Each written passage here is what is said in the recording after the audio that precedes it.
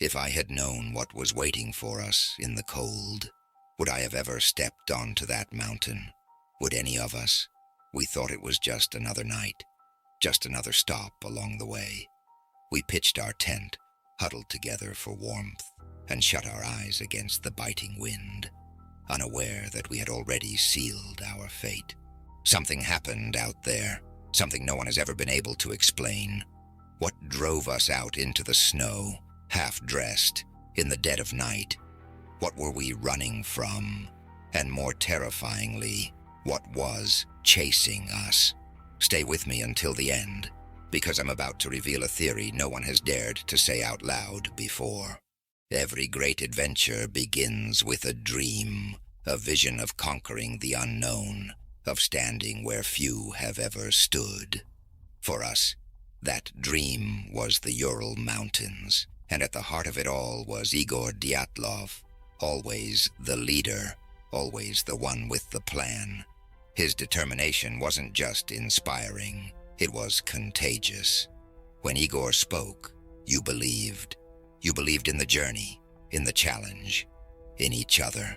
And then there was Xena, the light in the cold, the one who made sure we never lost sight of the joy in it all. She'd crack a joke at the worst possible time, just to remind us we were alive. Her laughter echoed through the mountains. If I had known it was the last time I'd hear it, I would have held on to it longer. We weren't just a team, we were family, strong, fearless, ready. But the thing about the wild, it doesn't care how prepared you are. The air was crisp, thick with the scent of pine and ice. It filled our lungs, made us feel invincible. But beneath that sharp freshness, there was something else. A scent we didn't recognize, a presence we couldn't see. Looking back, I wonder if the mountain was warning us. If we had just listened. The first signs were subtle. A compass that spun without reason. Footsteps that disappeared too quickly in the snow. Strange shifts in the drifts, as if shaped by something other than the wind. But the night I remember most was when we sat around the fire, laughter fading into the crackling embers. The wind, it didn't just blow, it carried something. A whisper that didn't belong to any of us. A sound that made the hair on the back of my neck stand up. For the first time, I felt it. Something unseen, something waiting. But we pressed on. What else could we do? The summit was calling, and we were too deep in to turn back. Besides, what could possibly be out there besides us? It started as a whisper in the wind, a sound so faint, so fleeting, I almost convinced myself it was nothing. But then, I heard it again.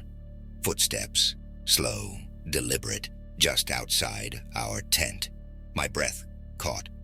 My fingers closed around my flashlight, the cold metal trembling in my grip. I swallowed hard, unzipping the tent just enough to peer outside. Nothing, just the wind howling through the trees, just the endless stretch of snow. Maybe the cold was playing tricks on me. Maybe I was just tired. But then, it happened again. The same steady crunch of footsteps in the snow, just far enough away to make me wonder if I was losing my mind. And then the weather turned against us. The gentle snowfall became an unrelenting barrage, blinding and merciless. The wind cut through us like knives, howling so fiercely it felt alive. Every step forward was a battle, our bodies aching, lungs burning, knees bruised from falls, hands numb despite our gloves, exhaustion sinking into our bones like ice. But slowing down wasn't an option. If we stopped, we wouldn't start again. So we pushed forward, against the storm, against the creeping sense that we were no longer alone. And then, the tracks. They shouldn't have been there. Not that far up, not in that formation. Footprints, half buried in the snow, leading away from our camp. But the spacing was wrong. Too long for a person. Too precise for an animal. And then we saw the trees. Markings, symbols carved deep into the bark, their meaning unknown. My fingers traced one through my gloves, feeling the grooves, deeper than they should have been, deliberate. And for the first time, I let myself acknowledge what my gut had been screaming all along. We weren't alone out here. I wanted to tell the others, to warn them, but how do you explain a feeling? How do you put into words a certainty that something unseen is watching, waiting, hunting? It was the last night, and I still don't know how it started. One moment, we were wrapped in our sleeping bags, exhausted, half-conscious. The next, rip. The tent exploded open. Fabric tore like paper. The wind roared inside like a living thing. We didn't think. We didn't question. We ran, barefoot, bare-skinned against the ice. The cold stabbed into us, but fear burned hotter. And the worst part, I don't remember why we ran. I just know. We had to. I couldn't see. The darkness was absolute, swallowing the world whole. But I felt it. A presence. Something moving in the black, just beyond reach.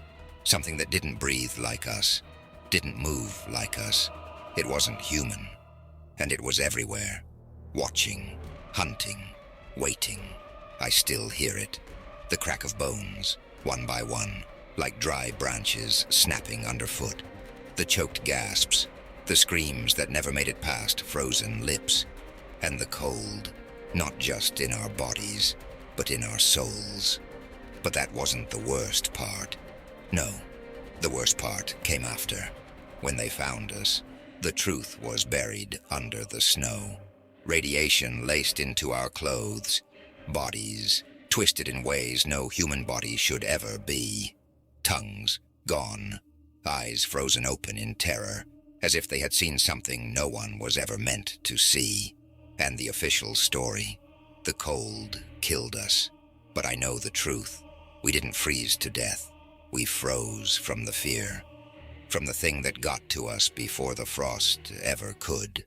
Weeks later, they found my body, frozen, my face locked in the terror of my final moment.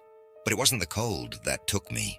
No, the frost was merciful compared to what came before. Something else was out there with us that night. Something unseen, something wrong, something that doesn't belong in this world. The theories came fast, each one wrapped in certainty, each one failing to explain the impossible. An avalanche? Then why were we scattered, fleeing half-dressed into the night? Military experiments? Then why the missing tongues, the burns, the radiation? Paranormal encounters? Maybe.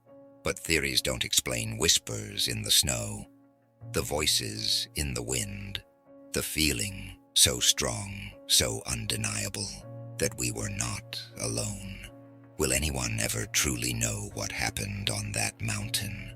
Will the truth ever be uncovered? Or will it stay buried beneath the ice, waiting for the next unlucky souls to stumble upon it, waiting and watching? Maybe the mountain was never meant to be disturbed. Maybe some places stay hidden for a reason, forgotten, untouched, because they hold secrets too dark to uncover. And some stories, maybe they were never meant to be told at all. But what do you think? Was it nature's wrath, a government cover-up, or something else entirely? Drop your theory in the comments. I want to hear what you believe happened that night. And if this story sent chills down your spine, hit that like button and subscribe for more true horror mysteries, because some secrets are still out there, waiting to be uncovered.